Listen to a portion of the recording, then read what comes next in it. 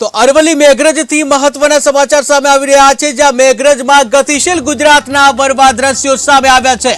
Panchal road ઉપર ગટર line થઈ લીકેજ, જ્યાં લાઈન લીકેજ થતા પાણી ભરાઈ ગયા છે, ત્યારે પાણી ભરેલ ખાડામાં બસ ખોટકાઈ, જ્યાં મુસાફરોથી ભરેલ બસ ખાડામાં પડી ત્યારે અફરાતફરીનો માહોલ સર્જાયો, જ્યાં બસનો ડ્રાઈવર કાદવમાં બસ રિપેર કરવા માટે મજબૂર બન્યો, ત્યારે તંત્રના આ ખાડા કાનથી વાહન ચાલકો અને પ્રજા પણ ત્રસ્ત બની છે। તો ગતિશીલ ગુજરાતના વરવા વાસ્તવિક દ્રશ્યો તમે જોઈ રહ્યા છો, જ્યાં મેઘરજના આ દ્રશ્યો છે। મેઘરજના પાંચાલ રોડ ઉપર ગટર લાઈન લીકેજ થઈ છે, ગટર લાઈન લીકેજ થતા પાણી ભરાઈ ગયા છે, ખાબોચિયું થઈ ગયું છે, અને જ્યાં પાણી ભરેલ ખાડામાં એક બસ ખોટકાઈ હતી, ત્યારે મુસાફરોથી ભરેલ બસ ખાડામાં પડતા અફરાતફરીનો માહોલ સર્જાયો। આ સાથે જ મેઘરજથી સંવાદદાતા મહેશ પ્રજાપતિ જોડાઈ ગયા છે। જે મહેશ, વાત કરવામાં આવે, પાંચાલ રોડ ઉપર ગટર લાઈનમાં લીકેજ થયું છે, બસ ખોટકાઈ છે, શું છે વધુ વિગત? જી ચોક્કસથી જણાવી દઉં આપને કે મેઘરજ તાલુકાના મેઘરજ ગામના ઇન્ડિયાનગર વિસ્તારમાં મેઘરજથી પંચાલ તરફ જતા રસ્તા ઉપર ગટર લાઈન લીકેજના કારણે ચોમાસા જેવા માહોલ સર્જાયો છે।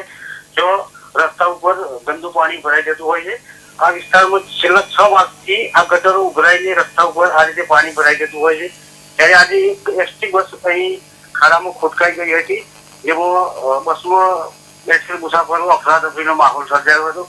બસનો ડ્રાઈવર પણ વાત કરવામાં આવે તો ડ્રાઈવર કાદવવાળા પાણીમાં અંદર ઉતરી અને રિપેર કરવા મજબૂર બન્યો હતો। અહીં સ્થાનિકો તથા વેપારીઓ દ્વારા અનેક વખત આ રજૂઆત કરવામાં આવી હતી તંત્રમાં, છતાં પણ કોઈ નક્કર પગલો લેવામાં આવતો નથી। આ રસ્તા ઉપર જતા આવતા હજારો વાહન ચાલકો આનો ભોગ બન્યા છે। જી જે મહેશ, વાત કરવામાં આવે, જે રીતના દ્રશ્યો દેખાઈ રહ્યા છે કે જ્યાં રોડ પણ નથી અને ખાડાઓ પડી ગયેલા છે, એમાં ગટરનું ગંદુ પાણી છે, આપ કહી રહ્યા છો કે 6 મહિનાથી આ પ્રકારની સમસ્યા છે, જવાબદાર તંત્ર સાથે વાત કરવાનો પ્રયત્ન કર્યો છે?